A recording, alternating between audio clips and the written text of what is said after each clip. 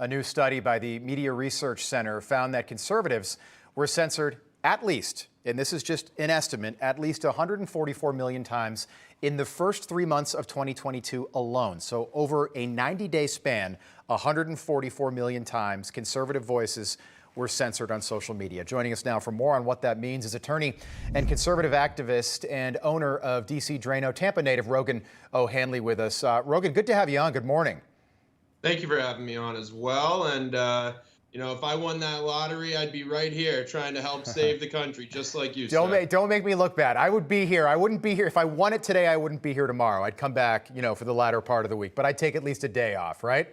Good for you. Yeah. Well, take us through this. I saw the headline in Breitbart talking about this censorship. We knew that conservative voices were being censored, particularly by big tech on social media. I don't think I had any idea it was to this extent. What's going on here? I'm glad that we're finally actually getting some numbers to reinforce what we've all really known. You know, I personally was banned off Twitter for questioning election integrity last year, along with, you know, the president of the United States and hundreds of thousands of his supporters. And it turns out we got the emails from Judicial Watch. It was the California state government that was sending emails to Twitter saying Rogan O'Handley, DC Drano, is spreading election misinformation for the crime of what I did is criticizing California elections. I used to be an attorney out there. I now live in the great state of Florida. The censorship is out of control. Just the other day, I was censored on Instagram for criticizing Chinese tanks rolling through the streets confronting bank protesters. And it was an Associated Press article saying this is false. A hotel employee said it was just a military exercise. The censorship is so crazy. And the problem is you don't hear about it as much anymore because so many people have been kicked off and censored. So there needs to be massive congressional reform on this issue. Do you think that it's fair to say that Democrats have gotten a way of looking for the truth if it doesn't fit their narrative?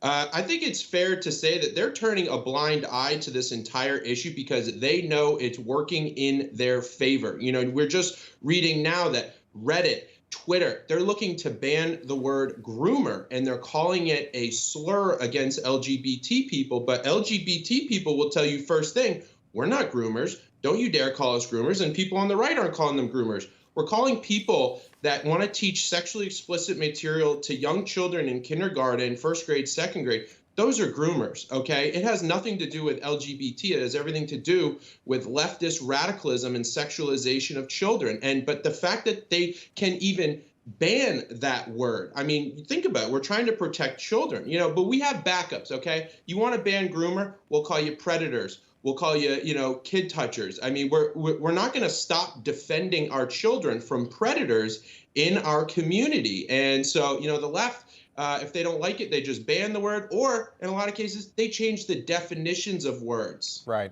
right. Were you at Donald Trump's speech in Tampa over the weekend? I was, yes. It was fantastic. So my former hometown down there in Tampa, Donald Trump spoke there. There was a straw poll taken after his speech. And I get that, you know, he had just spoken, so obviously it's going to be a little slanted. The number's pretty overwhelming, though. You've got a tremendously popular governor down there in Florida. But Donald Trump, 78% of people there would like to see Donald Trump as the nominee in 2024, compared with 19% for Ron DeSantis. But CNN, or not CNN, the New York Post, Fox News, the Wall Street Journal, all chose to cover Ron DeSantis, who spoke down in Hollywood, Florida, the same night as Donald Trump spoke in Tampa, Florida. Kind of seems like what we saw in 2016 with Fox News sort of getting behind Donald Trump is happening again, but now it's happening for Ron DeSantis. So let's say they both decide to be candidates in 2024. How does that affect the race? Ooh, that would be a heavyweight match that a lot of people, it would make for great television, but it wouldn't make for necessarily a lot of unity in the party. From everything I know, everything I've heard, it does not seem like Governor DeSantis will jump in the race. I think he's obviously preparing for that just in case something happens. You know, President Trump himself has said the only thing that can really stop him is a medical condition. So, you know, Governor DeSantis, he's doing a tremendous job down here in Florida. And the people that support him the most, Floridians, don't want to give him up. And I think he wants to really hit it out of the park this next 4 years, and then he can run full time for 2 years after he's done in 2026 or 7. So, yeah. we love him. But I think a lot of people are still going to give President Trump a third chance here, given that he won the second time. Yeah, good point. I've also heard, hey, so let's say that he wins big in 22, Governor DeSantis.